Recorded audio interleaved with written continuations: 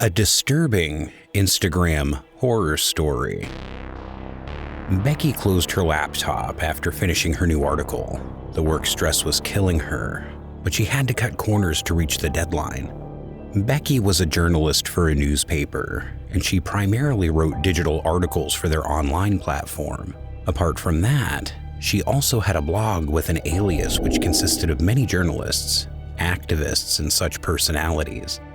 Recently, she had been working on a new piece, the disappearance of Instagram celebrity Nancy Diaz.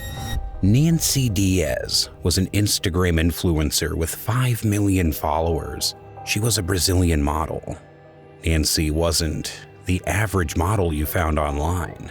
She was exceptional. She had a college degree with honors. Wasn't just the beauty, she had the brains too. And to top it all off, she wasn't an activist.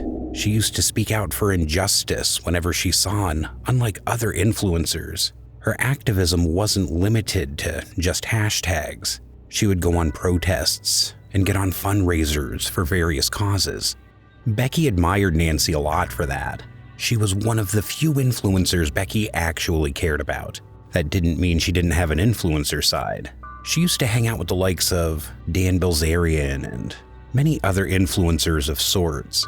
One other thing about her was she was very active on social media, way more than the average influencers. She sometimes did daily lives, or at least weekly, and fan interaction was a major part as she would reply to comments as much as possible, share her followers' content, and a lot more. But something happened almost 3 months back, out of nowhere, and without any explanation. Nancy stopped posting. Her account was still intact, but all of her posts were deleted. She didn't drop any signs of leave or any hiatus.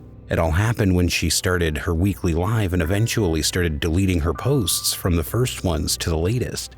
Even ones which were paid promotions, or even ones which had 1 million likes. That was when Becky got curious. One of her friends talked about it in their live feed.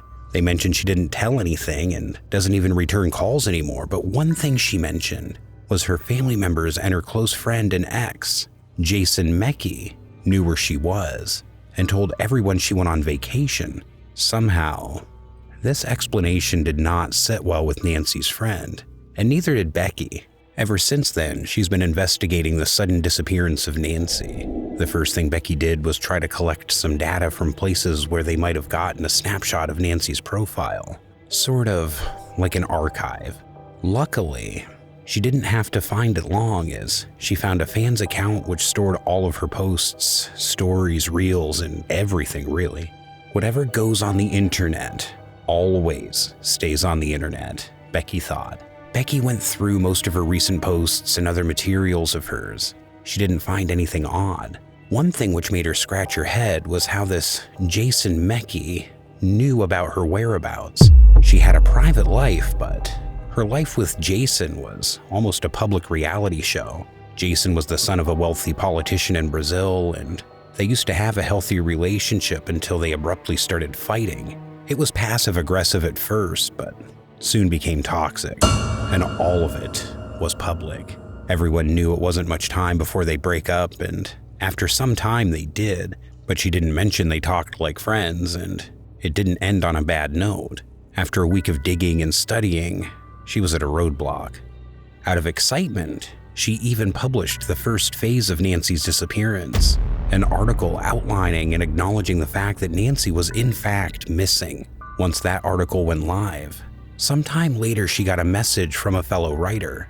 This person proclaimed to be a, quote, hacktivist, someone who hacks computers to find injustice. The person offered to hack Nancy's phone and give Becky some information if she promised to safeguard the person's identity and involved, and publish the article in the newspaper outlet that she worked for. This was a big decision, as she was not only consenting felony, but she had to publish it too. Regretfully, but still feeling the need to do it, she told the hacktivist to go ahead. After about a week, she got back a drive full of Nancy's iCloud backups, including her chat history, her photos from her camera roll, and a lot more. One thing that stood out was Jason and Nancy weren't exactly on friendly terms. Jason was threatening her with everything he got, and later he even threatened to have her killed. After that, there was a long pause where she barely messaged anyone and took any pictures. But there were many call logs from Jason to her and another set from her parents. After that, just a week before her disappearance, the camera roll was filled with pictures of a basement. There were many women, some chained up, some crying, and some having scars over their body and their heads shaved. Becky's jaw dropped as she saw the horror of what was happening in the basement. It was sort of a dungeon, but with a lot of aggressive methods. Nancy had a video where she showed all the toys inside the place, and half of it could be used as a torture tool. Becky knew what had happened to Nancy and many other girls just like her. She immediately called her editor and talked about the issue, and after a few hours and being on the call with a lot of senior members, they gave her a green light. She began writing the article, with all the evidence stored in a secure drive so anyone can access it. One of the last messages Nancy wrote to Jason was, "I know what you do, and I won't let you get away with this. You will suffer. I will make sure of that." And the reply was, "Only if you can show. I'd like to see you try." Subscribe today or beware.